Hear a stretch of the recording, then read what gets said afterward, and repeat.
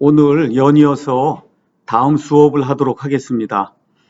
지난 시간에 우리가 에어 컨디셔닝 이제 공부하면서 컴플릿 시스템에 대해서 이제 이야기를 했는데, 이 컴플릿 시스템을 여러분이 조금 더 이해해야 되기 때문에 지난번 강의의 그 15분 정도 뒤에 있는 부분을 다시 한번 복습하는 의미에서 여러분에게 영상을 올렸습니다. 그래서 그 부분을 복습을 하고, 그러고 난 다음에 다음 부분을 나가도록 그렇게 이제 하겠습니다. 여기 이제 가서 보면은 오리지널 베이직 에어 컨디셔닝 시스템 이렇게 이제 돼 있습니다.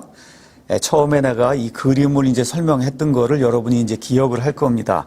오리지널 베이직 에어 컨디셔닝 시스템, 이거는 냉방이 본격적으로 이제 발전돼서 사용되기 전에는 난방만 사용했어요. 그래서 가서 보니까 여기에 이렇게 이제 기록이 되어 있습니다.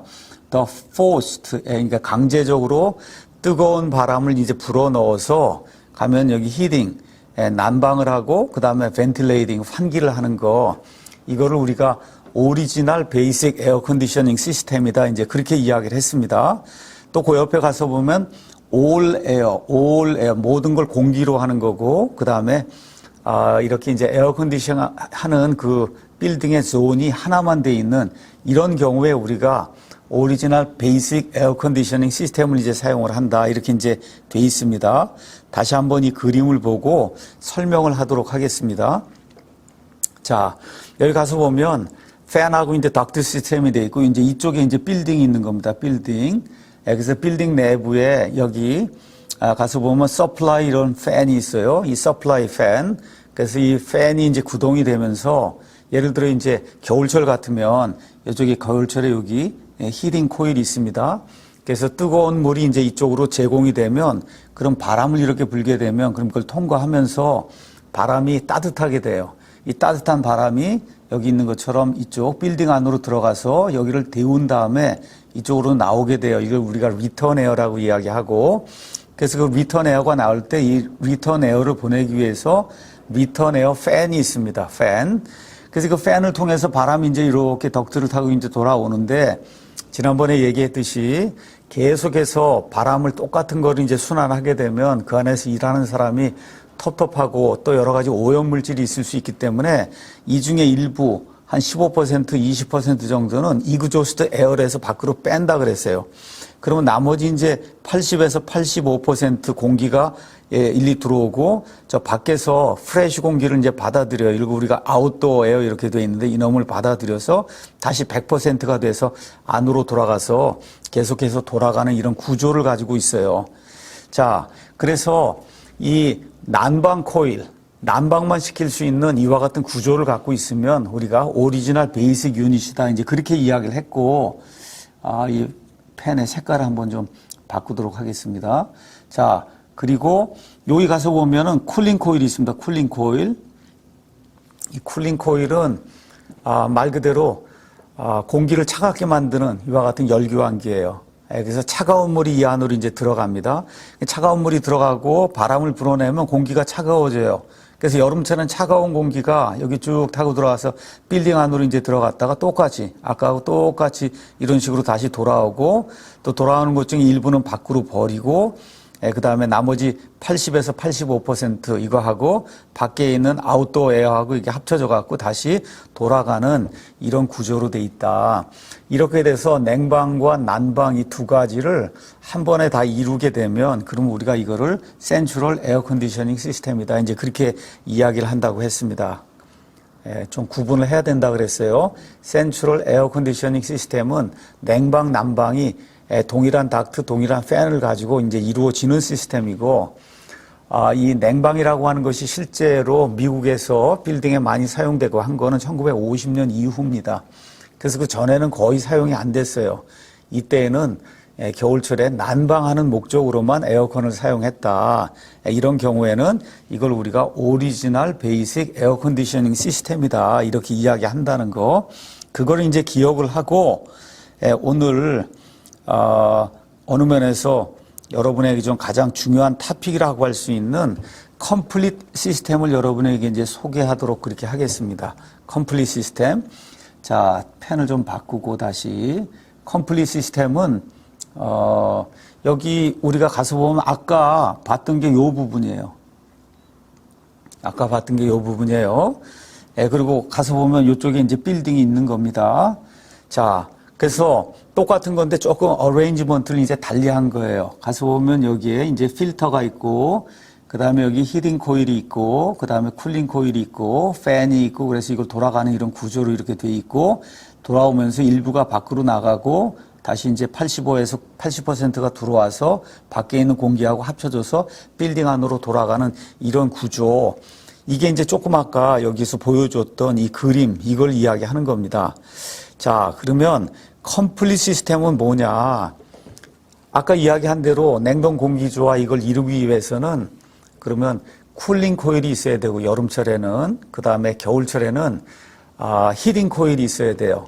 자, 쿨링 코일에는 무언가 차가운 유체가, 코일은 열교환기라고 이야기했습니다. 그래서 열교환기가 이렇게 있으면은 차가운 유체가 일리 들어가는 거예요. 이렇게 들어와서 이렇게 나가게 될 때 바람이 이제 이렇게 불게 되면 그럼 바람이 이걸 통과하면서 온도가 떨어지게 됩니다. 떨어진 놈이 빌딩으로 가서 그래서 빌딩 안에서 열을 이제 흡수해 갖고 다시 돌아오게 되면 바람이 따뜻해져요. 이 따뜻해진 바람을 다시 이 쿨링 코일을 통해서 이제 내보내면은 그러면 다시 이제 차가워지는 거예요. 이렇게 해서 계속해서 사이클 이루면서 이제 돌아가게 되면 여름철에 냉방이 이루어지는 겁니다. 자, 반대로 이제 겨울철이 됐다. 겨울철이 되면은 그러면 여기 있는 이 그림에서 여기 여러분이 보다시피 여기에 가면 히팅 코일이 있어요. 히팅 코일. 그 히팅 코일에 뜨거운 물이 들어옵니다. 코일은 이렇게 열교환기니까 이렇게 열교환기에 뜨거운 물이 이렇게 들어오고 바람을 이렇게 불어내면은 그러면 바람이 이제 뜨거워져요. 그 뜨거워진 놈이 이 빌딩 안으로 들어가서 그래서 뜨거운 바람이 거기다 이제 열을 주게 되고 그러면 바람이 이제 여기다 에너지를 줬기 때문에 온도가 이제 떨어지게 돼요. 떨어진 놈이 다시 이제 이거 돌아오게 되면 다시 이 히팅 코일에 거기에 뜨거운 그런 그 물이 이제 들어가서 그래서 차가워진 바람을 이제 다시 데워서 사이클이 이제 형성을 하게 되는 거예요. 자, 그러면 여기 가서 컴플릿 시스템이라고 하는 게 이제 나와 있는데 컴플릿 시스템은 뭘 이야기하는 거냐? 실제로 이 모든 걸 이루기 위해서는 여름철 같으면은 물을 차갑게 만들어주는 기계가 있어야 돼요. 이런 기계를 우리가 칠러라고 이야기하고 겨울철 같으면은 물을 따뜻하게 만들어서 그 물을 여기 히팅 코일에 보내줘야 돼요. 이렇게 물을 따뜻하게 만들어주는 이와 같은 기계를 우리가 보일러라고 이야기한다. 그러니까 냉동 공기조화를 이게 특히 이제 공기조화를 빌딩에서 이루기 위해서는 이와 같은 닥트, 팬 이런 것뿐만 아니라 보일러하고 그 다음에 칠러라고 하는 그런 기계가 이제 있어야 됩니다. 그래서 보통 보일러는 이런 커다란 빌딩이 있으면 지하에다 이제 주로 설치를 하고, 그 다음에 여기 칠러 같은 경우도 많은 경우에 이제 지하에 설치하거나 아니면 밖으로 빼서 그래서 빌딩 옆에 이제 설치를 하게 됩니다. 자, 먼저 보일러가 쉽기 때문에 여러분에게 이제 보일러를 이제 설명하도록 하겠습니다. 자, 히팅 코일에 뜨거운 물을 넣어주는 그러한 거예요. 그래서 보일러는 크게 두 종류가 있어요. 여기 이제 그림을 가서 보면 여기 히팅 코일이 있는데 컬러를 한번 바꾸고 하겠습니다. 자, 여기 히팅 코일이 있어요. 네, 히팅 코일. 그럼 이쪽에 뜨거운 물이 이렇게 들어갔다가 여기를 통과했다가 다시 나오면 물이 차가워져요. 이 차가운 물이 다시 이쪽으로 쭉 가서 여기 이제 보일러가 있습니다. 차가운 물을 따뜻하게 이렇게 만들어주는 보일러가 있어요. 그래서 보일러를 통과하고 나서 다시 온도가 올라가는 거예요. 다시. 자, 이게 보일러라고 우리가 이야기했는데 보일러는 보일링이 생겨야 사실은 보일러입니다. 보일링은 여러분이 출출할 때 라면을 끓이려고 이렇게 그냥 물을 집어넣고 그리고 밑에다가 이제 불을 이렇게 붙이게 되면 그럼 조금 지나서 이제 100도씨가 되면 그러면 부글부글하고 끓어요. 이렇게 되는 게 보일링이에요. 보일링. 근데 이제 여기 같은 경우 물이 예를 들어 뭐 32도 이렇게 쭉 뭐 40도 정도 물이 이제 들어갔다가 떨어져 갖고 32도나 이렇게 떨어지면은 32도짜리를 다시 이제 40도로 만들어 이제 보내는 거예요. 그러니까 이런 과정 속에서는 보일링이 생기지 않고 온도가 떨어졌던 놈을 다시 온도를 올려주는 이와 같은 일이 생기기 때문에 원래 보일러라고 하는 말이 맞지 않는 거다. 뭐라고 이야기해야 진짜 맞는 거냐 하면 워터 히터라고 이야기해야 돼요. 그러니까 워터를 가열해주는 이와 같은 장치다. 이제 그렇게 이야기해야 되는데 이미 보일러라고 하는 말이 이런 용도로 사용이 되고 있기 때문에 우리가 어쩔 수 없이 여기 있는 것처럼 핫 워터 보일러다 이렇게 이제 이야기하는 거다. 그렇지만 실제로 보일링은 생기지 않는 거다. 이것만 여러분이 기억하면 좋겠습니다. 자, 이런 형태의 차가워진 물이 들어오면은 직접 거기다 열을 가해서 물의 온도를 높여주는 이와 같은 워터 히터, 이런 의미의 이제 보일러가 있고, 또 어떤 것이 있냐. 여기 위에 가서 보면은 스팀 보일러가 있어요. 스팀 보일러. 자, 이건 내용은 똑같은 건데, 이제 어떻게 이제 하는 거냐. 예를 들어 우리가 커다란 병공장이 있다든지 뭐 해서 스팀이 많이 생산이 돼서 나오는 경우에 굳이 이렇게 물 보일러를 다시 만들지 않고 우리가 이제 원래 스팀을 만드는 그런 공장이 있었으면 거기서 나오는 그 스팀으로 뭐 병을 닦든지 뭐 여러 가지 일을 하고 그 스팀 중에 일부를 가지고 이 물을 데울 수가 있어요. 그러니까 이게 스팀 중에 일부를 여기서 이제 빼내서 그래서 여기서 차가운 물 이게 들어오게 되면 여기 컨버터라고 하는 게 있어요. 컨버터는 열교환기예요, 이놈도. 그래서 한쪽으로는 차가운 물이 들어오고 한쪽으로는 뜨거운 스팀이 들어오고 이렇게 해서 스팀이 차가운 물을 따뜻하게 만들어주는 이런 역할을 하게 됩니다. 그러니까 이 경우에는 또다시 물 보일러를 설치하지 않아도 되고 기존에 스팀 보일러 큰 게 있을 때 그것 중에 일부, 거기서 나오는 스팀의 일부를 빼서 그놈을 여기 컨버터라고 하는 열교환기 안에 집어넣어주면 그러면 뜨거운 스팀하고 그 다음에 여기 히팅 코일에서 차가워진 그 물하고 열을 교환해서 이렇게 해서 이 차가워진 물이 다시 온도가 올라가서 이쪽에는 히팅 코일 안으로 이제 들어가는 거예요. 그래서 이런 형태, 그러니까 밑에 있는 건 핫 워터 보일러 이렇게 돼 있고 위에 있는 건 스팀 보일러 이렇게 이제 돼 있는데 어쨌든 어떤 형태의 보일러를 사용하든 보일러가 하는 일은 똑같다. 여기 가서 보면 히트 코일이 있어요. 히팅 코일. 히팅 코일에 뜨거운 물을 제공하고 그리고 공기가 이제 지나가게 되면 온도가 떨어지면 그 떨어진 물의 온도를 다시 올려주는 이와 같은 기계를 우리가 보일러라고 이야기한다. 이건 이제 겨울철에 사용이 되는 겁니다. 자, 이제 보일러 이야기가 끝났으니까 이번에는 여름철 이야기를 하도록 하겠습니다. 여름철. 여름철에는 여기 있는 것처럼 쿨링 코일을 사용해야 돼요. 쿨링 코일. 그래서 이 쿨링 코일에 차가운 물을 공급해주는 이와 같은 기계가 필요합니다. 이렇게 물을 차갑게 만들어주는 이런 기계를 말 그대로 차갑게 만들어준다. 이렇게 해서 칠러라고 이야기하는 거예요. 칠러.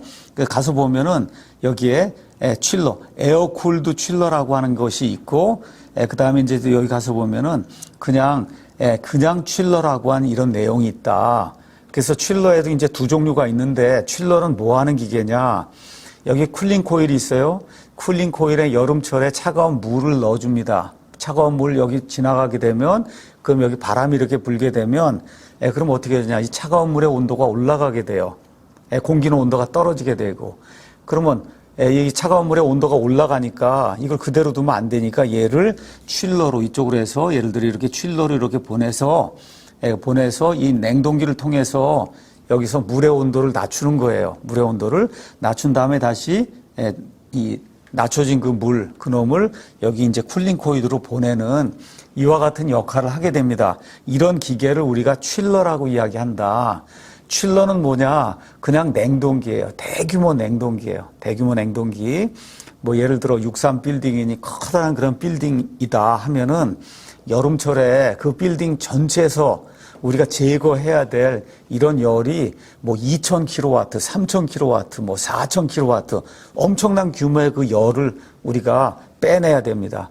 그 빼내게 되면 그 열 빼낸 게 결국은 여기 이 쿨링 코일을 지나가면서 이 물이 온도가 올라가는 것으로 이제 나타나게 돼요. 그리고 그만큼을 그 3000kW, 4000kW 그 열 빼온 거를 여기 칠러라고 하는 냉동기 여기를 이제 통과하게 하면서 그래서 그 열을 제거를 하는 거예요.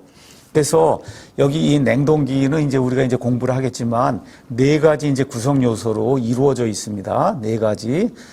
모든 냉동기가 다 똑같아요. 베이퍼 컴프레션 이 사이클 같은 경우에 뭐가 있냐면 증발기가 있어요. 증발기가 있고, 그래서 증발기는 냉매가 부글부글 끓는 거예요. 어느 정도 온도에서 끓느냐 하면 약 7도 정도, 5도, 7도 정도에서 냉매가 끓어요. 그러면 여기 칠러에서 온 물이 뭐 30도짜리 아니면 25도짜리하고 열을 증발기에서 이렇게 교환하게 되면 그러면 부글부글 이제 끓어요. 그래서 열이 이쪽으로 전달이 되면서 이 물의 온도는 떨어지게 되고 이 떨어진 물이 다시 쿨링 코일로 이제 들어가는 거예요. 자, 이렇게 돼서 부글부글 이제 끓어서 이 맨 끝에 오게 되면 saturated vapor가 됩니다. 이 냉매를 압축을 통해서 E를 가해줘 갖고 압축을 통해서 저 응축기로 이제 보내요. 그래서 컨덴서라고 하는 게 있고 이베포레이터, 컴프레서, 그 다음에 컨덴서, 그 다음에 이제 또 하나 이쪽에 가면은 익스펜션 밸브가 있습니다. 그래서 네 가지로 이제 구성이 돼 있어요. 그래서 우리가 이제 베이퍼 컴프레션 사이클 이걸 이제 가서 공부하고 또 동시에 흡수식 사이클도 이제 공부를 할 거예요. 그래서 칠러는 칠링 효과가 어디에서 이루어지는 거냐 하면 이베포레이터, 증발기에서 이루어지는 거다. 증발기. 그것만 여러분이 이제 기억을 하면 됩니다. 자, 그래서 칠러에는 두 종류가 있는데 한 종류는 엄청나게 큰 여기 지금 교실이 있는데 교실의 반 정도 이상을 차지하는 이와 같이 커다란 그런 칠러가 있어요. 그래서 여기서는 냉매가 이렇게 흘러갈 때 아까 나왔던 그 물이 두 개가 서로 열을 교환해요. 직접 열을 교환하게 됩니다. 직접. 이제 이렇게 만들어진 이와 같은 칠러가 있다. 이거 대규모에는 이제 이렇게 이제 되는 겁니다. 이렇게 해서 예를 들어 1000kW 열을 이제 뺏어왔다. 그럼 여기 컴프레서에서 약 300kW 정도 일을 주면은 1300kW 정도의 열을 컨덴서에서 갖다 버리게 되는 거예요. 자, 컨덴서에서 갖다 이제 열을 버리는데 이 열을 직접 버릴 수가 없어요. 거기도 컨덴서가 이와 같은 그 규모가 되면은 그러면 한쪽으로는 냉매가 한 45도 정도 이렇게 냉매가 흘러가. 이게 응축이 되려면 그러면 물의 온도가 한 30도씨 정도가 돼요. 그래서 열이 이렇게 교환이 되면은 물의 온도는 올라가게 되고 그다음에 냉매는 응축이 되는 거예요. 자, 그럼 물의 온도가 40도씨가 이렇게 된단 말이에요. 그럼 이 물을 결국은 다시 쿨링을 시켜서 이쪽으로 집어넣어 줘야 되는데 이걸 하기 위해서 이제 필요한 것이 뭐냐 하면 쿨링 타워입니다. 쿨링 타워. 그래서 쿨링 타워로 이 뜨거워진 물을 이제 보내면은 그래서 보내갖고 요 쿨링 타워가 있을 때 요 쿨링 타워의 요 부분 위에서 스프레이를 이렇게 해주고 그 다음에 이 쿨링 타워에 가면 커다란 팬이 있어갖고 밑에서 공기를 끌어올립니다. 이렇게 이제 하면은 저 물이 밑으로 쭉 내려가면서 공기는 위로 올라가고 이렇게 이제 되면서 공기가 최종적으로 열을 가지고 대기 바깥으로 이제 나가게 되면서 물의 온도는 이제 떨어지게 됩니다. 이 떨어진 물이 다시 컨덴서로 이제 들어가는 이런 일을 하게 돼요. 그래서 쿨링 타워도 대규모 이 공기조화 이거 하는데 필요한 냉동기에 반드시 필요한 거기 때문에 우리가 습공기 연력학 이걸 이제 공부한 다음에는 여러분에게 이것도 이제 가르쳐 줄 겁니다. 그러니까 냉동 공기조화 이거의 한 부분이 쿨링 타워다, 냉각탑이다. 그냥 지금은 이와 같은 그 원심식 칠러라고 하는 것이 있다. 이제 기억을 하고 자, 이거는 용량이 큰 거에 이제 사용이 되는 거예요. 그러니까 뭐 63 빌딩 같은 거 얘기했듯이 그 스페이스에서 뭐 3000kW, 4000kW, 5000kW 엄청난 규모의 그 열을 뽑아오는 이런 시스템에는 이 교실의 반 정도 되는 이와 같은 엄청난 규모의 이런 칠러가 필요하다. 이런 칠러는 보통 원심식 칠러라고 이야기한다. 그래서 냉동기 베이퍼 컴프레션 사이클 가게 될 때도 이제 여러 종류의 이 압축기가 사용이 되는데 그 압축기 중에 하나가 원심식 압축기가 있어요. 그래서 대규모로 이렇게 냉동 아니면 이와 같은 그 냉방을 이제 이루게 될 때는 그러면 원심식 압축기를 사용한다. 이것도 이제 공부를 하게 될 겁니다.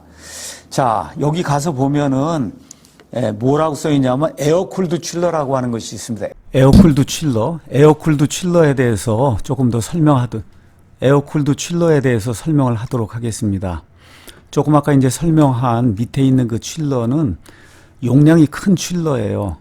그래서 보통 뭐 3000kW, 4000kW 이런 정도의 그 열을 받아다가 그래서 이 칠러에서 물을 이제 냉각하는 이와 같은 그 칠러고, 조그만 규모로 뭐 예를 들어 50kW, 100kW 정도 이 정도의 그 열을 빌딩에서 이제 받아다가 여기 이제 물을 이제 식히는 이런 경우에는 여기 있는 에어쿨드 이제 칠러를 사용합니다. 내용은 동일해요. 여기 증발기가 있고, 그 다음에 압축기가 있고, 그 다음에 이제 컨덴서가 있고, 그 다음에 익스펜션 밸브가 있어요. 이제 여기 에어쿨드 칠러는 아까 거하고 똑같은데 어느 부분만 다른 거냐 하면, 위에 있는 컨덴서, 이 컨덴서의 냉매가 한 50도 정도 되는 그런 그 냉매가 뜨거운 게 밑에 있는 공기하고 열을 교환을 해서 그래서 냉매가 응축이 되는 거예요. 그래서 밑에 있는 이 원심식 칠러 같은 경우는 이 뜨거운 냉매가 이제 응축이 되는 그런 과정에 물을 사용하는 거고, 여기 위에 있는 에어쿨드 칠러는 그냥 직접 공기를 사용하는 거다. 그렇게 여러분이 이제 이해를 하면 됩니다. 지금 여러분이 지금 내가 이야기하는 거를 다 이해 못할 거예요. 다 이해 못하는 게 어느 면에서 정상입니다. 그래서 이번 학기 지나가면서 이 모든 걸 여러분이 이해할 수 있도록 그렇게 이제 만들어 줄 거예요. 자, 그래서 에어쿨드 칠러는 간단하게 이제 생각을 하면, 여러분 지금 여기 방 안에 에어 컨디셔너가 있어요. 자, 그러면 보통 방에서 한 10kW 정도를 이제 빼야 됩니다. 그 10kW 정도 그 열을 빼다가 이 압축기에서 이제 3kW 정도 열을 넣어서 13kW 정도를 저 컨덴서에다 갖다 버리는 거예요. 그래서 여러분이 여름철에 이렇게 이제 빌딩 옆을 지나가다가 보면 실외기들이 이제 많이 있습니다. 그 실외기가 컨덴서를 담고 있는 그런 부분이에요. 그래서 이런 방에서 한 13kW 정도 이제 그 열을 가져다가 저 실외기 안에 있는 컨덴서에다 이제 갖다 버리는 거예요. 그래서 거길 지나가다가 거기서 나오는 바람, 여기다 이제 손을 한번 대보면 상당히 바람이 뜨겁다. 뭐 한 45도. 보통 옆에 있는 공기는 한 35도 정도 되는데 여기서 나오는 공기는 45도에서 50도씨 정도가 됩니다. 그러니까 다시 말해서 냉매가 한 55도 이렇게 되는 놈이 응축을 이루기 위해서 여기 공기하고 열을 교환하는 거예요. 그렇게 돼서 한 30에서 35도씨짜리 공기가 여기 이제 응축기를 통과하면서 결국은 한 45에서 50도씨 정도로 이제 나오는 겁니다. 자, 이런 방식으로 컨덴서에서 열을 밖으로 이제 보낼 때 공기에 직접 열을 보내서 공기를 데우는 이런 방식의 칠러를 우리가 에어쿨드 칠러라고 이야기한다. 그래서 작은 규모의 이 칠러에는 이 컨덴서에 에어를 직접 사용한다는 거, 그것만 여러분이 일단 기억을 하면 되겠습니다. 다시 한번 이야기하지만 이거 자체 전체를 다 지금 이해하는 거는 불가능합니다. 여러분이 다 이해하지 못해요. 다만 시간이 지나면서 내가 이제 설명을 할 거예요. 왜 컴프레서가 필요하고, 그런 다음에 이게 냉동이 전체적으로 어떻게 이제 구성이 돼 있고, 그래서 어떻게 해서 냉동작용이 일어나고, 컨덴서에서는 왜 열을 버려야 되고, 이런 내용을 여러분이 이해하기 쉽도록 내가 다시 한 번이 아니라 내내 이제 설명을 할 겁니다. 그러니까 이번 코스를 이제 듣게 되면 냉동이라고 하는 게 어떻게 이루어지고, 이게 어떤 용도로 또 어떠한 거 애플리케이션에 우리가 사용이 될 수 있는가, 이런 것들이 이제 내가 가르쳐 주고 여러분이 이제 그거를 공부할 겁니다. 일단 오늘은 여기까지 해서 강의를 마치도록 하겠습니다.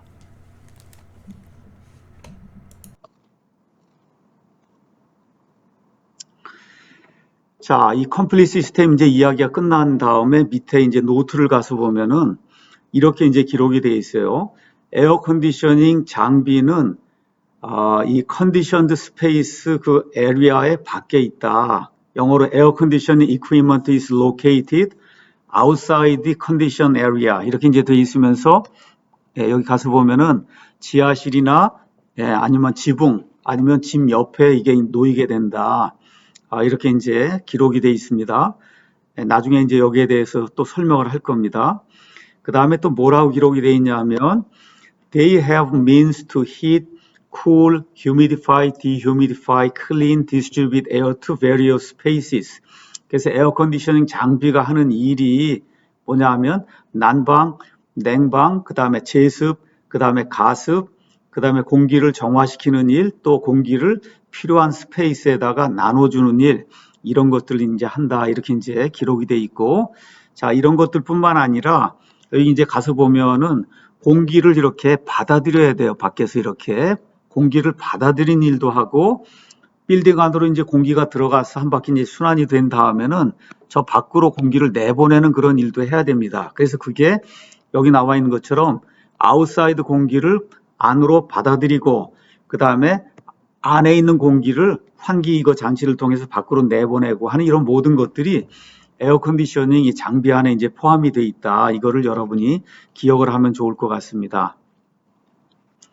자, 2-2는 에어컨디셔닝 그리고 공기를 이렇게 나눠주는 이와 같은 디스트리뷰션 시스템에 대해서 이야기를 하고 있습니다. 자, 첫 번째 뭐라고 기록이 되어 있냐 하면 zones are to be conditioned. 그래서 여러분이 이제 에어컨디셔닝 하려고 하는 그 스페이스를 우리가 이제 존이라고 이야기하는데 이렇게 에어컨디셔닝 하려고 하는 그 존들을 먼저 결정을 해야 된다. 자, 지금까지 이제 존에 대해서 한두 번 이야기가 이제 나왔습니다. 자, 존이라고 하는 건 뭐냐 하면 a zone is a conditioned space under the control of a single thermostat. 여러분이 이제 이 방 안에 아니면 여러분이 이제 집에 가면은 그러면 냉난방 조절하는 이와 같은 서머스탯이 있어요. 그래서 이거를 가져다가 24도로 놓으면은 그럼 겨울철 같은 때 이제 온도가 올라와서 24도가 되고 여름철 같은 때 온도가 이제 내려와서 이제 24도가 되는 거예요. 그래서 모든 에어컨디셔닝 하는 이 스페이스에는 서머스탯이 있어요. 자, 그래서 서머스탯 하나에 의해서 냉난방이 이루어지는 이와 같은 그 스페이스를 우리가 존이라고 이야기한다. 자, 그래서 여기 가서 보니까 또 뭐라고 기록이 되어 있냐 하면은 careful selection of the location of thermostat 이렇게 되어 있어요. 그러니까 thermostat을 이 존에 어디에다 설치하느냐 하는 것이 대단히 중요하다는 겁니다. 예를 들어 이런 방이 있는데 저 thermostat을 저기 사람이 들어오는 문이나 사람이 나가는 저 문, 저 근처에 달면은 그러면 이게 전체 이 방의 온도를 대변하지 못합니다. 그러니까 이제 누구라도 중앙 어디쯤에 서머스탯을 놔야 되겠구나 하는 거를 인식할 수 있을 거예요. 그래서 어떤 존이 있을 때 이 존의 전체 온도를 대변할 수 있는 그와 같은 그 지역에다가 그와 같은 장소에다가 이 서머스탯을 설치하는 거 이것이 이제 대단히 중요하다는 것만 여러분이 잠시 기억을 하면 되겠습니다. 자, 그 다음에 가서 보니까 스페이스가 이제 여러 종류가 있는데 첫 번째 나오는 거는 spaces with uniform load 이렇게 돼 있어요. 그러니까 냉방, 난방 이 부하가 뭐 시간이나 이런 것 따라서 이렇게 변하지 않고 일정하게 유지가 되는 그런 스페이스가 있습니다. 그래서 가서 보니까 여기 relatively large open area and small external loads such as theaters, auditoriums, department stores 이렇게 이제 돼 있습니다. 그러니까 에리아가 많이 이제 오픈이 되어 있고 그 다음에 외부에서 들어오고 있는 이 부하가 이렇게 크지 않은 뭐 극장이라든지 강당이라든지 백화점이라든지 이런 스페이스를 유니폼 로드가 있는 그런 스페이스다 이제 그렇게 이야기하는 겁니다. 자, 그래서 이런 경우에는 adjustments for minor variations can be made by changing the supply air amount or temperature. 로드가 그렇게 이렇게 많이 변화가 생기지 않기 때문에 이런 경우에 조그만 그 변경 사항이 생기면은 그러면 여기에 넣어주는 바람의 온도 아니면 바람의 양 이런 것들을 조금씩 조절하게 되면 원하는 그 스페이스의 온도를 우리가 이제 맞출 수 있다는 거예요. 자, 그 다음에는 이제 두 번째로 어떤 게 있냐 하면은 프레시전 컨트롤 아주 정밀하게 컨트롤을 요구하는 그런 스페이스가 있다는 겁니다. 그래서 여기에 대한 좋은 이해는 컴퓨터 룸이라고 이렇게 나와 있어요. 컴퓨터 룸. 그래서 커다란 대규모 이와 같은 그 컴퓨터가 있는 이런 방은 온도 조절을 잘못하면 그러면 컴퓨터가 완전히 망가질 수가 있어요. 그래서 커다란 전산 시스템이 놓여 있는 이런 방은 정밀하게 온도 습도를 이제 제어를 해야 됩니다. 그래서 어떻게 해야 되느냐 여기 있는 것처럼 클린리니스 공기의 정화도 이런 것들도 잘 조절해야 되고 습도, 휴미디티도 잘 조절해야 되고 그 다음에 온도도 잘 조절을 해야 됩니다. 그래서 이런 스페이스는 다른 모든 이런 그 존들하고 같이 놓여 있지 않고 대개의 경우 특별하게 마련된 그런 공간에 따로 이렇게 고립이 돼서 이게 놓여 있다는 거. 왜 그러냐면 정밀하게 조절해야 되기 때문에 뭐 이런 것이 있다는 거 여러분 기억을 하고, 세 번째는 multiple systems for large area 이렇게 이제 돼 있는데, 예를 들어 사무실이 많이 놓여 있는 커다란 공간이라든가 뭐 공장들이라든가, 그 다음에 백화점도 조그만 게 아니라 엄청나게 큰 이와 같은 백화점이라든가 이런 거는 여기 있는 것처럼 이 센트럴 중앙 집중식 냉동 공조 이 시스템을 하나를 달아서는 안 되고 여러 개를 설치를 해야 된다. 이렇게 이제 나와 있어요. 그러니까 다시 말해 빌딩이 굉장히 커지면은 그러면 중앙 집중식 냉난방 시스템 하나를 가지고 이거 다 컨트롤하는 건 불가능하다. 그래서 여러 개로 존을 나누어 갖고 그래서 설치를 많이 해야 된다. 이렇게 이제 기록이 되어 있습니다. 자, 그 다음에 이제 네 번째가 있는데, 네 번째는 large installations such as colleges and military bases are served best by a central plant 이렇게 되어 있습니다. 예를 들어 이제 미국에 가면은 주립대학이 있어요. 그 주립대학 중에 이제 큰 거는 보통 학생들이 4만 명에서 한 6만 명 정도 이제 그 안에 있습니다. 많은 학생들 모르긴 해도 그 안에 3만 명, 4만 명이 캠퍼스 안에 이제 거주하고 있어요. 또 군인들이 뭐 몇만 명 거주하고 있는 이와 같은 타운이 있을 수 있습니다. 자, 이런 경우에는 우리가 지금 이야기하는 중앙 집중식 냉난방 시스템 뭐 이거 여러 개 달고 이런 방식으로는 냉난방 컨트롤을 할 수가 없습니다. 그래서 이런 경우에는 중앙 집중식 플랜트가 있다. 다시 말해 발전소도 하나 따로 있을 수 있고 찬물, 그 다음에 뜨거운 물 이런 모든 걸 공급을 하는 이와 같은 아주 커다란 이런 공장이 캠퍼스 안에 또 군인 부대 안에 있어야만 된다. 이런 걸 여러분이 기억을 하면 좋을 것 같습니다.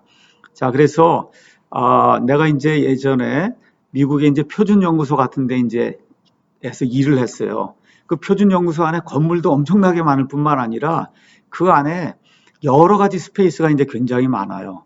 그래서 각각의 스페이스가 요구하는 냉난방 조건이 다르고 또 실험을 해야 하기 때문에 뜨거운 물, 차가운 물 뭐 등등 해서 뭐 어떤 경우는 마이너스 60도씨, 어떤 경우는 100도씨 넘는 이런 모든 것들을 다 공급을 해줘야 되기 때문에 그래서 반드시 센트럴 플랜트가 있어야 되고 또 연구를 하면서 이렇게 전기가 나간다든지 하면 안 되기 때문에 그래서 외부하고 차단이 돼서 독립적으로 발전소를 이제 가지고 있어야 됩니다. 그래서 이런 것들을 이제 기억하면 되고, 미국의 대학 같은 경우 어느 정도로 크냐, 미국의 텍사스 A&M 대학 이런 대학에는 비행장이 있어요. 그러니까 이 캠퍼스, 그러니까 대학교가 비행장을 가지고 있다. 이 정도면 얼마나 스페이스가 큰지 여러분이 조금 짐작을 해볼 수 있을 겁니다. 그래서 이렇게 큰 공간, 많은 사람들이 거하는데 이런 데는 센트럴 플랜트를 가지고 여러분이 냉동 공기 조화를 해야 한다는 거. 뭐 플랜트라고 해도 결국은 여러분이 냉방, 난방하는 그 기본 원리는 똑같아요. 다만 이렇게 조그맣게 뭘 조합해서 하는 게 아니라 굉장히 큰 플랜트를 여러분이 건설해야 된다는 거. 이거를 이제 기억하면 좋겠습니다. 자, 그 다음에 나오는 이 포인트가 이제 또 상당히 이제 중요한데, 여기 뭐라고 이제 써 있냐 하면, 이게 어떤 종류의 냉난방 요구하는 그런 시스템이냐, 이거 상관없이 가장 중요한 게 뭐냐. Economics is the most important factor for particular combinations. 여러분이 어떤 식으로, 어떤 장소에 여러분이 냉난방을 하든지 가장 중요한 것은 경제성이다. 이렇게 기록이 되어 있습니다. 경제성. 첫 번째 나오는 게 뭐냐 하면, direct heating of air for small system via a furnace and direct cooling of air for small system via a air conditioning unit 이렇게 이제 돼 있어요. 시스템이 이제 작은 경우에 그런 경우에는 우리가 직접 여기 여러분 집에 있는 에어컨 가서 보시면 그러면 직접 여러분이 냉방을 할 수 있는 그런 구조로 돼 있고 이게 이제 히펌프 여러분 교실에 있는 히펌프 같으면은 겨울철에는 저기에서 이제 난방이 나오고 따뜻한 공기가 나오고 여름철에는 저쪽에서 이제 차가운 공기가 나와요. 그래서 여기에 이것 말고 다른 방식으로도 예를 들어 우리 학교 같으면은 겨울철에 여기 스팀을 공급하고 있어요. 스팀. 이렇게 스팀을 가지고 난방을 하고 있어요. 왜 이렇게 하느냐? 이렇게 하는 게 경제적으로 가장 저렴하기 때문에 이런 방식을 이제 취하는 겁니다. 자, 그런데 가서 보니까 두 번째, large commercial system. 그래서 규모가 큰 상업용 시스템 이런 경우에는 two methods are used for the energy transport. 두 가지 방법을 우리가 다 사용을 한다. 하나는 liquid, one by liquid. liquid라고 하는 건 물을 사용하는 거예요. 그래서 빌딩 안으로 물이 들어와서 차가운 물이든 아니면 뜨거운 물이든 물이 들어와서 냉난방을 하는 거예요. 또 하나는 공기를 가지고 하는 거예요. 그래서 이 두 가지가 다 복합적으로 이제 사용이 된다. 이걸 여러분이 기억을 하면 좋겠습니다. 자, 2-3은 Central Mechanical Equipment 이렇게 이제 제목이 잡혀 있는데, 자, 먼저 우리가 이제 냉동 공기조와 이런 장치를 설치하고 이걸 뭐 설계하기 위해서는 첫 번째 나오는 게 뭐냐 하면 users need appraised. 그러니까 유저, 사용하는 사람들이 어떤 용도로 어떻게 사용하려 하느냐. 이거를 먼저 잘 파악을 해야 된다는 거예요. 쉽게 얘기해서 뭐 호텔이냐, 병원이냐, 아니면 컴퓨터 방이냐, 이거를 잘 이제 여러분이 파악을 해야 된다는 겁니다. 두 번째, 그 다음에 이제 우리가 해야 될 일은 zones are defined. 어떻게 해야 되냐. 이걸 존 하나로, 서머스탯 하나 가지고, 그리고 이 모든 걸 컨트롤 할 거냐, 존을 여러 개로 나누어서 컨트롤 해야 될 거냐, 이런 걸 여러분이 스스로 이제 결정을 해야 된다는 겁니다.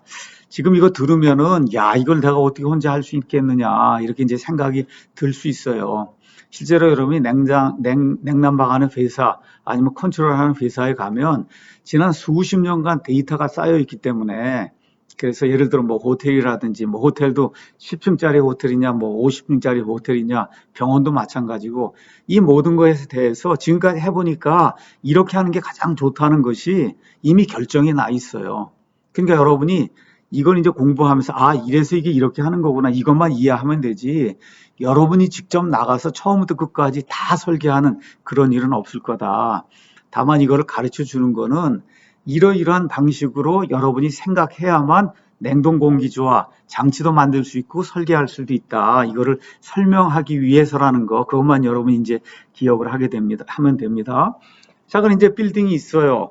빌딩의 용도도 파악이 됐어요. 자, 그리고 각각의 존이 다 결정이 됐어요. 그러면 각각의 존에 대해서 여러분이 뭐를 결정을 해야 되냐. 냉방부와 난방부가 여름철, 겨울철에 얼마가 되느냐 이걸 이제 결정을 해줘야 되는 거예요. 존이 하나가 결정이 됐어요. 여름철에 열이 얼마가 들어오고 겨울철에는 얼마가 들어오고 그럼 거기에 맞춰서 냉난방기 사이즈를 우리가 결정을 해야 되겠다. 이건 이제 우리가 정하는 겁니다. 또 동시에 그 일을 하기 위해서 공기의 양이 얼마가 되느냐 아니면 물을 얼마나 공급해야 되느냐 그 양을 이제 우리가 결정을 해야 되는 거예요. 자, 이게 끝난 다음에 뭘 결정해야 되냐. 전체적으로 이 시스템을 어떤 형식으로 우리가 만들 것인가, 설치할 것인가, 이거를 이제 결정을 해야 되는 거예요. 자, 이게 이제 결정이 된 다음에 마지막에 selection and arrangement of various system components are to be made. 그래서 이제 모든 거 다 결정이 나면은 그러면 여러 가지 이제 시스템을 구성하기 위해서 여러 가지 부품들이 필요한데 이런 것들은 이제 선정을 하고 이런 것들은 이제 배열하고 하는 그런 일이 이제 필요한 겁니다. 자, 여기 이제 뭐라고 써 있냐 하면 또 아까하고 똑같은 얘기예요. The selection of central mechanical equipment for air conditioning systems in large buildings depends upon economic factors. 그러니까 여러 가지 부품을 어떻게 만들고 조합을 하고 설치를 어떻게 하고 하는 거 이 모든 것도 결국은 가장 중요한 게 뭐냐? 경제성이라는 거예요. 경제성. 자, 그럼 경제성을 이렇게 결정하는 데는 몇 가지 팩터가 있습니다. 첫 번째는 내가 사용할 수 있는 연료가 어떤 것이 있느냐, 연료. 그러니까 내가 석유를 사용할 수 있느냐, 석탄을 사용할 수 있느냐, 태양열도 함께 사용할 수 있느냐, 나는 가스만 사용할 수 있느냐, 이런 걸 여러분이 이제 봐야 되고, 그 다음에 빌딩을 이렇게 이제 지으려고 하고, 여기에다가 에어컨디셔닝 무슨 이퀴먼트를 이제 설치하려고 하면, 어떤 면에서 가장 중요한 게 또 하나 남아 있어요. 그래서 뭐냐면, 환경 규제가 이 지역의 이 빌딩에 어떤 것들이 적용이 되느냐. 내가 열심히 설계해갖고 뭐 이렇게 해갖고 다 정해놨는데 가서 보니까 나는 석유를 쓰기로 했는데 이 지역에서는 석유를 쓸 수 없다 그러면 안 되는 거예요. 또 석탄이든 석유든 뭐 가스든 뭘 써도 되는데 여기에서 나오는 뭐 이산화탄소 배출량이 얼마를 넘어서면 안 되느냐. 특별히 이제 지구 온난화 문제 때문에 내가 이야기했듯이 이산화탄소 배출권에 제약을 받습니다. 그렇기 때문에 여러분이 이제 이거 만들 때, 빌딩을 만들 때 이산화탄소 배출이 최소화되도록 해야 돼요. 그래서 요 근래에 이제 관공서를 짓는 경우에는 Zero Energy Emission Building이다. 다시 말해 이 이산화탄소를 하나도 배출하지 않는 이와 같은 빌딩을 만들어야 된다. 이렇게 이제 정부가 규정을 하고 있어요.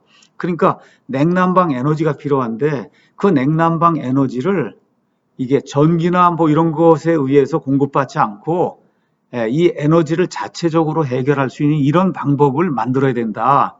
이렇게 하다 보니까 지열도 사용해야 되고 풍력도 사용해야 되고 또 태양열도 사용해야 되고 등등 여러 가지를 사용해야 되고 또 동시에 에너지 들어오고 나가는 걸 많이 차단해야만 이와 같은 자연 에너지를 가지고 우리가 이제 에너지를 공급하거나 이렇게 할 수 있기 때문에 이 에너지 들락날락하는 이 벽이 있잖아요. 이 벽의 두께를 일단 두껍게 해야 돼요. 근데 이제 벽의 두께를 너무 두껍게 하면 돈이 많이 들기 때문에 또 어떤 일을 해야 되느냐. 벽이 있으면은 벽의 안에다가 예를 들어 이게 진공 패널 같은 걸 집어넣어 갖고 열이 들락날락하는 게 이게 많이 차단이 될 수 있는 이런 구조를 이제 만들어야 돼요. 물론 돈이 예전에 비해서 많이 듭니다. 그렇지만 예를 들어 10년 정도 이렇게 해서 이제 가동을 했을 때 처음에 들어갔던 그 비용, 이 비용을 상쇄하고 남을 정도로 그 이후부터 이제 에너지 절약이 이루어진다 하면 그런 방향으로 이제 가야 되는 거예요. 자, 그래서 환경 규제가 상당히 중요하다 이제 이야기를 했고, 그 다음에 또 우리가 이제 봐야 될 게 뭐가 있냐 하면은 이걸 냉난방 뭐 기계를 이제 달아야 된다. 이게 달아야 돼요. 뭐 설치를 해야 되는데 그거 하려면은 스페이스가 있어야 할 거 아닙니까? 스페이스가. 그렇죠? 그래서 이제 이것도 중요한 거예요. 그래서 지하실이 있는지, 빌딩을 지을 때 충분히 지하실 확보가 됐는지, 이게 안 된 경우에 예를 들어 옥상에다 갖다 이걸 설치를 할 수 있는지, 그게 또 정 안 되면은 빌딩 옆에 무슨 스페이스가 있어서 거기에다가 커다란 무슨 장치를 달 수 있는지, 이런 것들이 이제 우리가 잘 살펴봐야 됩니다. 옛날에 삼풍백화점이라는 게 있었어요. 그래서 이게 무너져 갖고 엄청나게 많은 사람이 이제 죽었습니다. 자, 이거 죽은 이유는 뭐냐? 저 옥상에다가 여러 가지 냉동 뭐 공기 조화할 수 있는 이와 같은 시스템을 이제 설치를 해 놓았어요. 근데 이제 백화점으로 운영이 되면서 여기 이제 기둥이 있고 이렇게 이제 하니까 보기 흉하다해서 기둥을 잘라버린 거예요. 이 기둥을 잘라버리니까 이게 주저앉으면서 백화점 건물 자체가 이제 붕괴되는 아주 정말 안타까운 이런 사고가 나서 많은 사람이 죽는 그와 같은 경험을 했습니다. 그래서 냉난방 기계에 이게 상당히 무게가 나간다는 거, 보일러, 칠러 엄청나게 무게가 나가요. 큰 빌딩을 이게 냉난방 하기 위해서는 이렇게 하기 때문에 처음에 설계할 때, 이제부터는 처음에 건물을 설계할 때부터 이런 크기를 결정하고 이런 걸 어디에 놔야 될 것인가, 이거를 먼저 잘 설계를 해서 그 스페이스를 충분히 확보한 다음에 그 다음에 이제 빌딩을 지어야 된다. 이런 것들 여러분이 기억을 하면 좋을 것 같습니다. 자, 그 다음에 이제 우리가 어떤 것들을 또 고려해야 되냐. 닥트, 우리가 공기를 사용하면 닥트를 사용해야 되는데, 그러면 이 천장 위에 닥트를 이제 설치할 수 있는 공간이 있어야 돼요.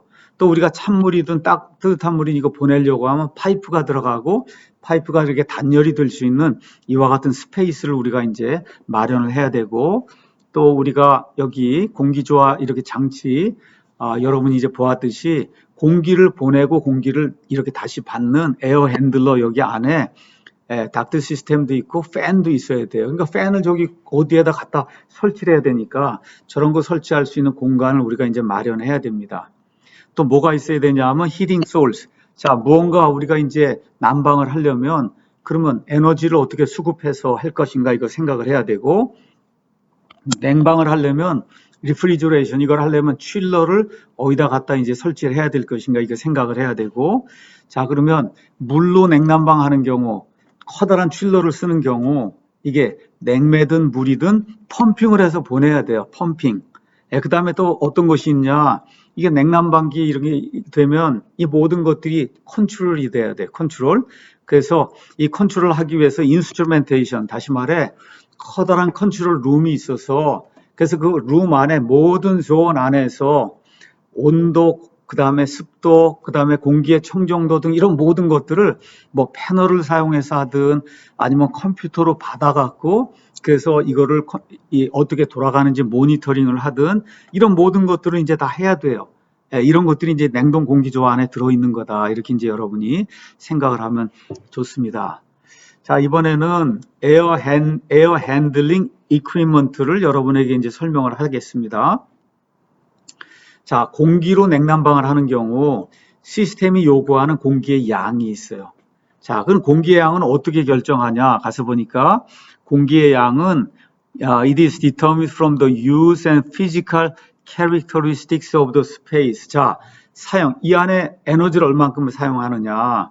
그 다음에 그 스페이스가 물리적으로 어떠한 한계를 가지고 있느냐. 이런 거를 고려해서 여기 이제 냉난방 할 때 필요하는 에너지, 이 공기의 양을 우리가 이제 결정을 해야 된다. 이렇게 이제 돼 있고.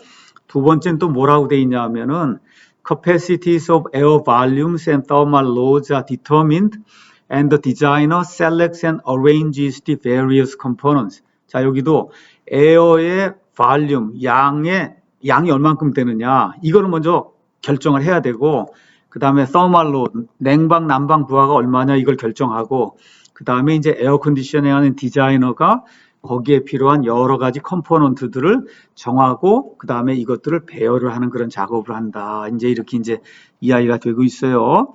자, 세 번째는 뭐냐 하면 among the largest installations of central mechanical equipment are the central cooling and heating plants 이렇게 돼 있어요.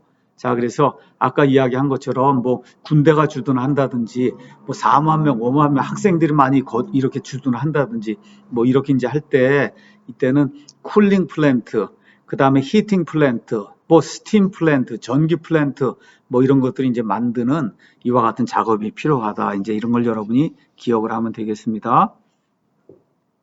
자, 그 다음에 여기 뭐라고 써 있냐면 Most of the components in complete air conditioning systems are available in sub-assembled sections 이렇게 돼 있어요. 자, 이게 뭐냐. 자, 나는 공기를 이런 식으로 보내야 되겠다. 팬을 이런 걸 사용해야 되겠다.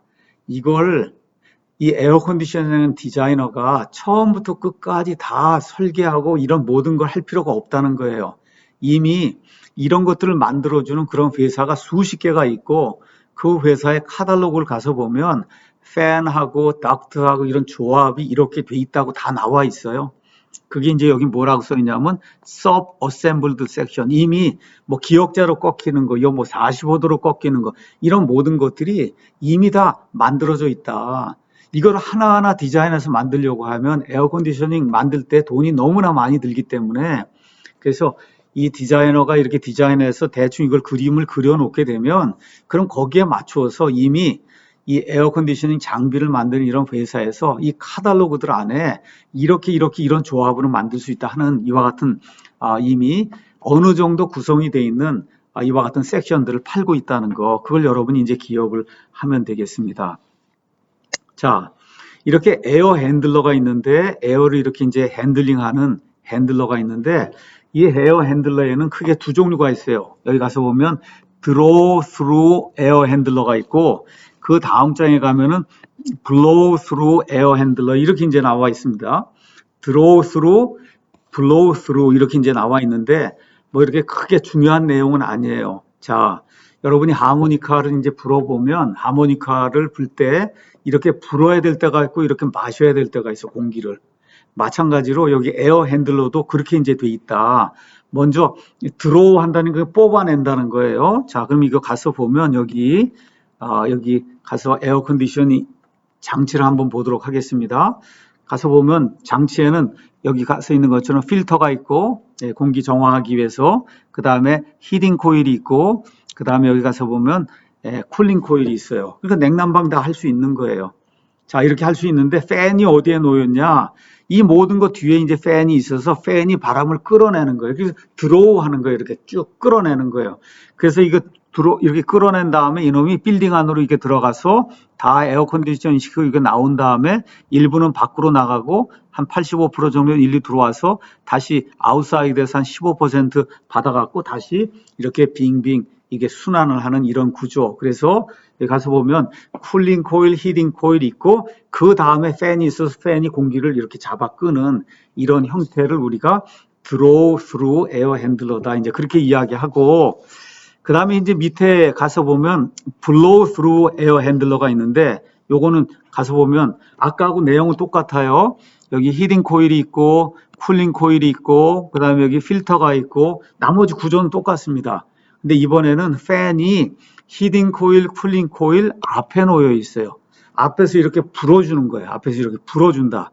불어주면 어쨌든 아까하고 기능은 똑같은 게 돌아가고 일리해서 그래서 한 15% 정도 밖으로 나가고 나머지는 이쪽으로 들어오고 아웃사이드 공기가 한 15% 들어오고 이렇게 해서 다시 또 이렇게 돌아가는 겁니다. 다시. 자, 그래서 여러분이 그냥 지금 뭐 이게 뭐 시험에 나오고 하는 그런 내용은 아니고 그냥 에어컨디셔닝을 공부했다 이렇게 이야기하고 밖에 나갔는데 draw through air handler가 있다. 아, 이거 끄집어내는 거구나. 그 다음에 이제 blow through가 있다. 그러면 이렇게 밀어내는 거구나. 이렇게 됐을 때 히팅 코일, 쿨링 코일 앞에 이 팬이 놓이느냐, 히팅 코일, 쿨링 코일 그 뒤에 팬이 놓이느냐 이거에 따라서 명칭이 달라진다 하는 것만 여러분이 이제 기억을 하면 좋겠습니다.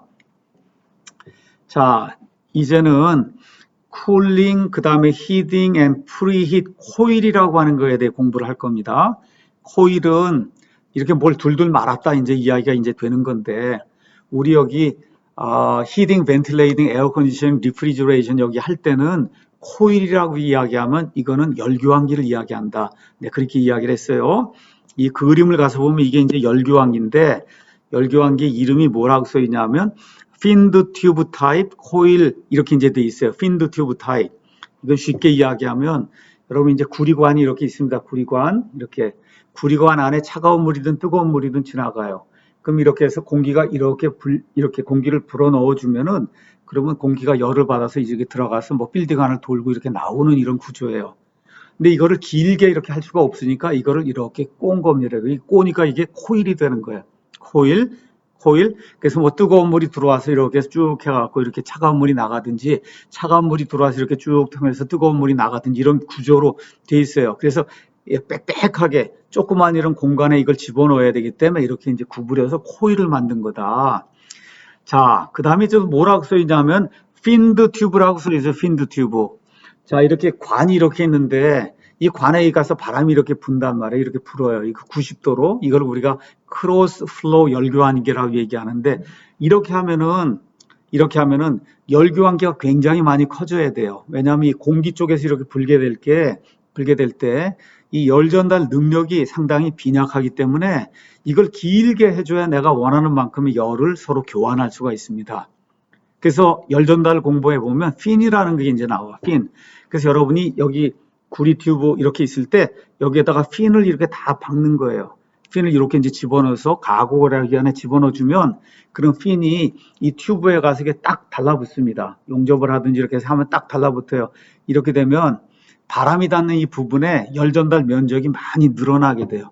이게 늘어나게 되니까 이 전체 크기를 작게 해도 똑같은 양의 열을 전달할 수 있는 이와 같은 열교환기가 된다. 그래서 내가 열 전달을 공부를 해야 된다고 얘기했어요. 세상에 나가서 보면 알겠지만 핀이 달려있지 않은 열교환기는 없다고 보면 됩니다. 핀이 달려있지 않은 열교환기는 없다. 그래서 핀이 어떤 역할을 하느냐 이런 거를 열 전달을 통해서 반드시 이제 공부를 해야 된다. 내가 이제 그렇게 이야기를 했습니다. 자, 이제부터 우리가 이제 코일이라고 이야기하면 냉방 코일, 난방 코일, 그러니까 히팅 코일, 쿨링 코일 그렇게 코일이라고 이야기할 때 그 코일은 열교환기를 이야기한다는 거 그것만 여러분 이제 기억을 하면 좋겠습니다. 자, 그래서 이런 코일이 이게 방이 있으면 방에 실내기 다는 저런 부분에 달리든지 아니면 좀 밑에 달리든지 이렇게 달려 있어요. 달려서 예를 들어 여름철 같으면 차가운 물이 저 안으로 들어옵니다. 차가운 물이 여기로 이제 들어와요. 그럼 이 안에 팬이 있어 이렇게 불어내면은 그럼 쭉 이거 타고 돌아가는 동안에 공기가 이걸 지나가면서 어떻게 공기 온도가 떨어지게 돼요. 그 차가운 공기가 이 안을 이제 돌아가게 되면 그러면 여러분이 차가운 걸 느끼게 되는 거예요. 반대로 여기로 이제 뜨거운 게 들어가게 되면 그럼 공기가 따뜻해져요. 그 공기가 여러분에 닿게 되면 겨울철에 내가 난방을 얻게 되는 거예요. 이거를 우리가 코일이라고 이야기한다. 그래서 이 열교환기 공부를 여러분이 해서 최소한 난방 코일, 냉방 코일 이렇게 할 때 핀을 왜 달아야 되고 핀이 어떤 역할을 하고 하는 거를 여러분이 이제 이해를 해야 된다. 이번 학기에 시간이 되고 그래서 이제 가능하면 너무나 많은 학생들이 열교환기를 공부하지 않기 때문에 열교환기 이제 강의를 하고 그걸 이제 시험을 볼 수도 있습니다. 시간이 어떻게 되느냐에 따라. 자, 그 다음에 이제 나오는 건 뭐냐 하면 휴미디파이어예요.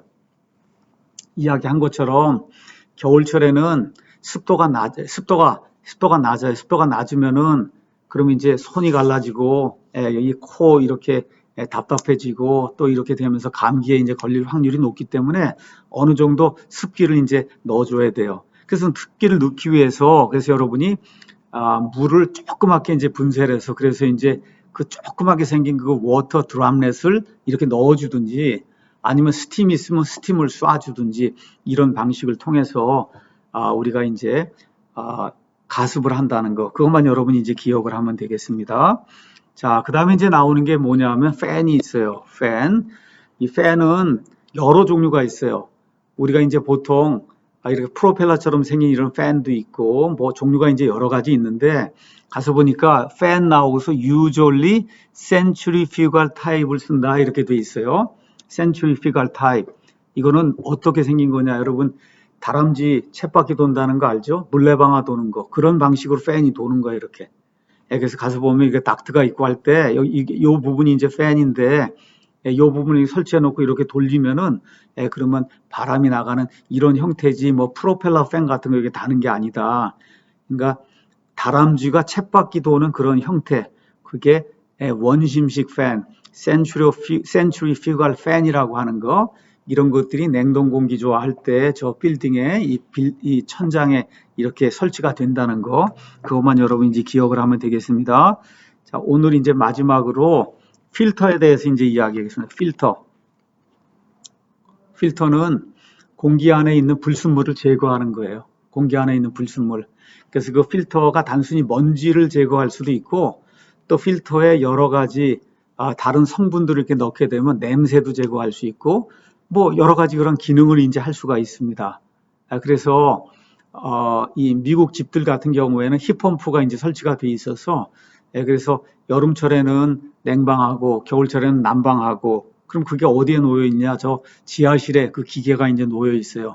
그래서 기계가 돌아가고 그다음에 차가운 바람, 뜨거운 바람이 나오면 팬을 통해서 지하실도 보내주고 1층도 보내주고 2층도 보내주고 하는 이런 구조로 이제 돼 있습니다. 자, 그러면 한 2달, 3달 이게 지나게 되면 공기가 지저분해지기 때문에 그래서 거기 가면 필터를 집어넣는 이렇게 생긴 슬릿이 있어요. 그 슬릿에 필터를 빼서 이걸 갈아 넣어줘야 된다. 갈아 넣어줘야 됩니다. 그래서 여기 에어 컨디셔닝 우리가 이제 에어 컨디셔너도 마찬가지고 다 가서 보면 필터를 갈아 넣어야 돼요. 공기청정기도 필터를 갈아야 돼요. 뭐 세정을 하든지 어떻게 하든지 갈아야 됩니다. 이걸 할 때 사용하는 걸 우리가 필터. 필터는 여러분이 어떻게 구성되어 있는지 너무 잘 알 거예요. 촘촘하게 이렇게 돼 있어서 바람이 이렇게 들어가게 되면 그러면 대부분의 먼지를 걸을 수 있는 이와 같은 구조로 돼 있다는 거 그거를 기억하면 되겠습니다. 자, 오늘은 여기까지 해서 이제 강의를 마치고 다음 시간에 다른 토픽으로 여러분과 함께 강의를 진행하도록 하겠습니다.